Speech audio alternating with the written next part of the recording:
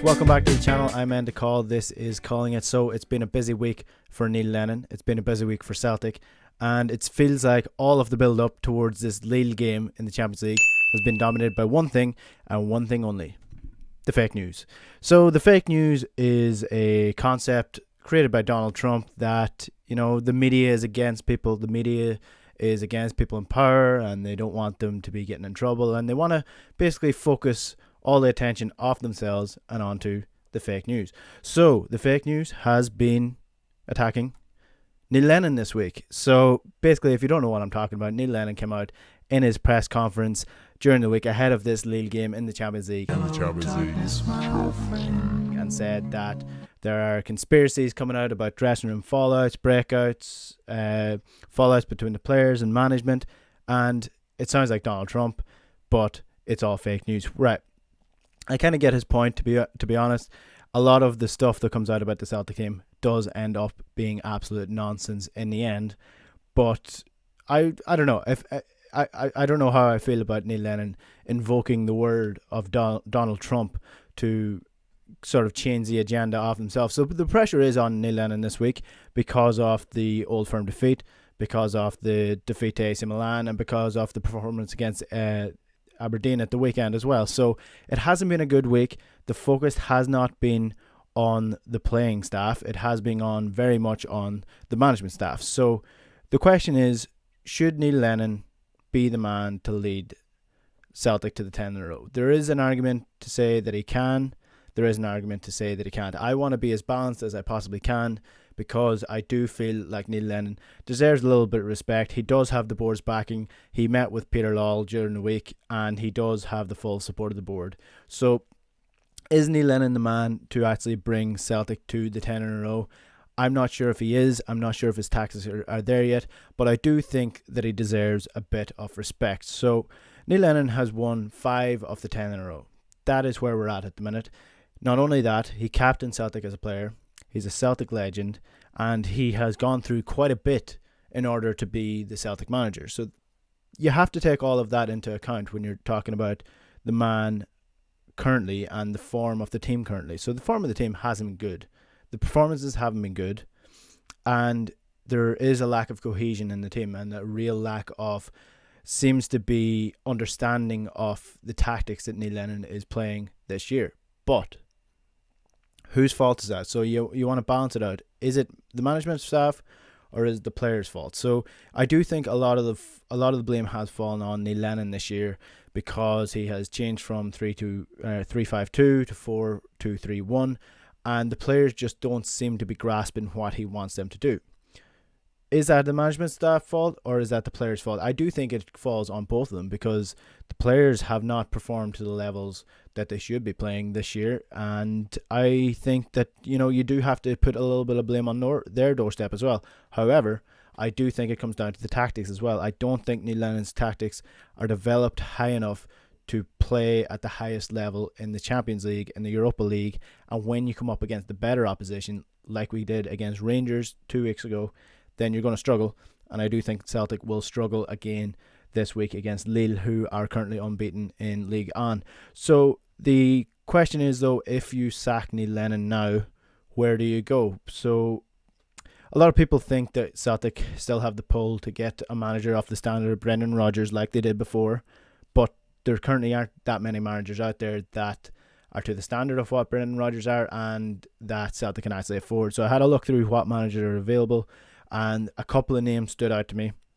So the first name is Maurizio Sarri, former Chelsea, former Juventus manager, really high standard manager.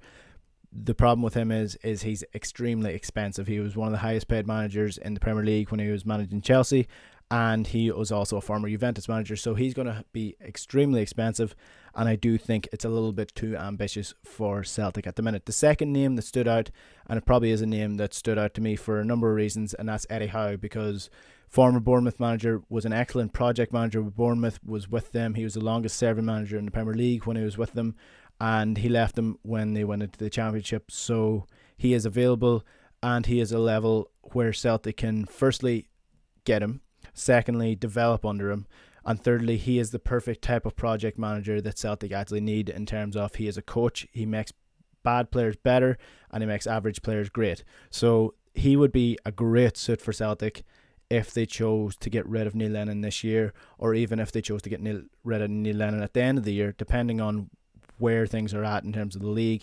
Again, I do think Celtic fans are getting a little bit wrapped up in the 10 in a row. The 10 in a row is great and it's a big thing, but the league continues after 10 in a row. So you have to continue thinking big, continue thinking into the future, as opposed to just thinking about this season. So Eddie Howe is a good name, and another name that sprung to mind was David Wagner, who was in charge of Huddersfield in the Premier League. He didn't do great with Schalke now in the Bundesliga, but I do think, again, he's one of those players that is more of a coach than a manager, and at the minute it looks like that's what these Celtic players need, because Celtic squad is quite strong at the minute. So I don't think it's a squad issue. I think it's more of a coaching issue, and David Wagner would be a good option for that as well.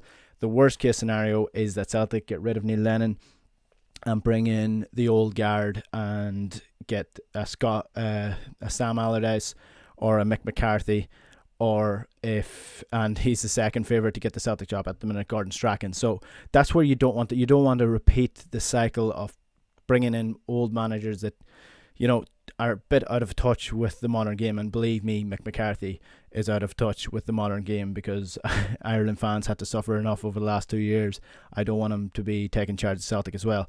But managers aside, I do think Neil Lennon will keep his job for the time being. If results keep continuing the way they are, the board will have no option but to get rid of him.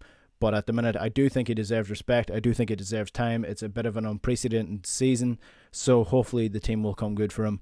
And that starts with the Lille game this Thursday night in the Europa League. So currently we are looking at the starting 11 players out injured.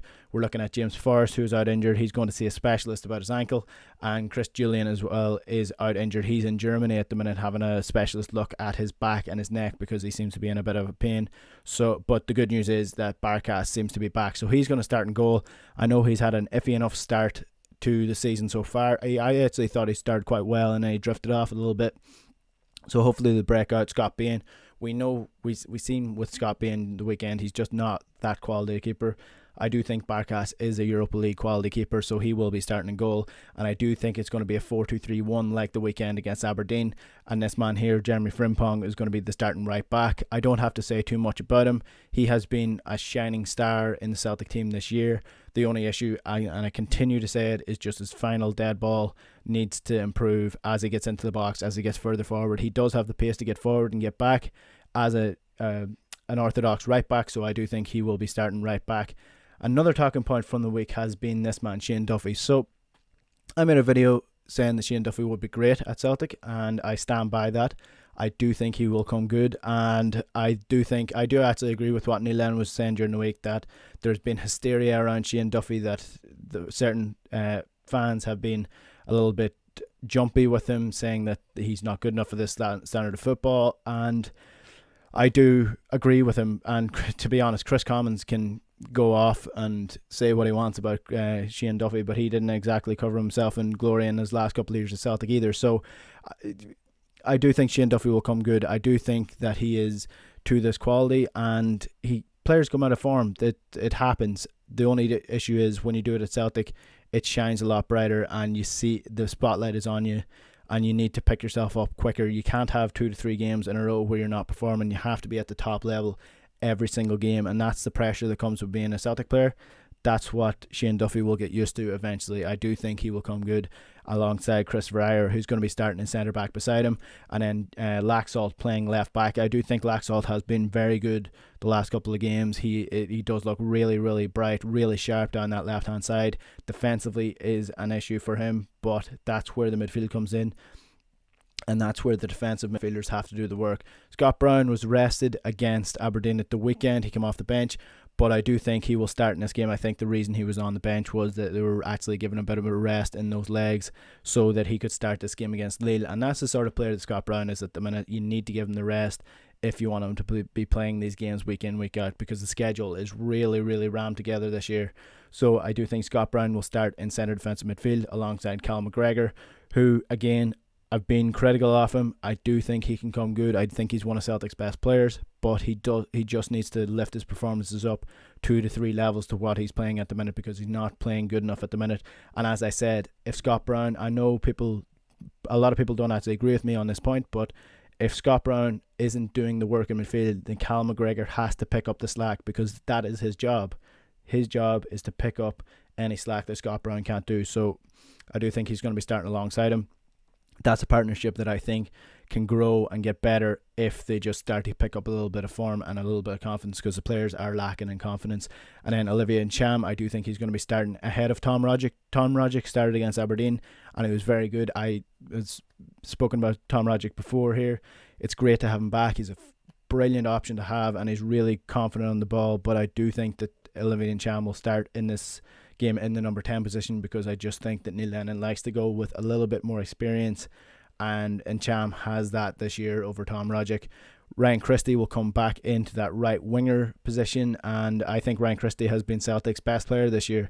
A lot of people have been critical in the opening couple of weeks about Ryan Christie, but he's gotten assists, he's gotten goals, and he's set up goals as well. So like he's a really important important player for Celtic this year, and I do think that he will come good, and I do think that he will lift the team up, and him cutting on and in on his left foot as well gives a lot of space for Jeremy Frimpong to get on the overlap on the outside as well. So him and Jeremy Frimpong down the right hand side are players that I do think will be really dangerous for Celtic in this game against Lille. And then El Younousi will be on the other side. Inconsistent player, but on his day he's one of our best players and has proven already that he can actually lift the team up and score goals in the Europa League. He's done it before, he can do it again. And I do think it will be Lee Griffiths as opposed to Odsonne Edouard. Edouard is back for this game, but I'm not sure if he'll be fully fit, especially with what Neil Lennon was talking about during the week, where he spoke about him being back but not being fully fit, and it's going to take him a couple of weeks to get up to full fitness. So we might see Odsonne Edouard get a performance off the bench, come on as a sub, but I do think Lee Griffiths will be starting, and Lee Griffiths has been in flying form since he came back, so he's a good option to have. He has experience at this level, and I do think he's a natural goal scorer, so I do think he will start ahead of Ajeti, ahead of Klimala, who Klimala hasn't been anywhere good or anywhere near the races in my opinion. And I do think that this is going to be a really tough game for Celtic, so they need all the experience that they can get on the field as possible, because this man's job is on the line. That is the nuts and bolts of this conversation, and whether Neil Lennon wants to believe it or not, there is pressure on him. And I suppose that's where the fake news stuff came out of. He wants to sort of change the agenda a little bit and move it towards someone else, move it towards the media. And to be fair, the media has been ridiculous about him, running polls about him being sacked, but he can't deny that there is pressure on him, because Celtic is one of these clubs that is, Neil Lennon knows this better than I do, but Celtic's one of these clubs like Barcelona, like Real Madrid, where the fans and the culture of football in Scotland is so strong that you're never 2 games away from your job being on the line. That's just that's the way it is. That's the history of the club, and that's the pressure that comes with being the 2 best clubs in Scotland. If you're a club that has won 9 titles in a row, you don't get there by cutting slack to people. You always are under pressure, no matter how your results are going. If your results are, you could go on a 7-game winning streak and then lose 2 games, and people would talk about your job in on the line. That's just the way it is at Celtic. It's not a great way to work, because the business is really pressurized and it puts people on edge, and I do think that is buying into sort of the way that the players have been performing this year. So if people could relax a little bit, it might actually help the players a little bit. So I do think Celtic will come good in the league, hopefully, and if they don't, then Neil Lennon will be out the door, and that's simple as. How do you think Celtic will do against Lille in the Europa League this week? Do you think Neil Lennon should be sacked? Do you think he should stay? Is he the man to lead Celtic to 10 in a row? Are we making too much of 10 in a row?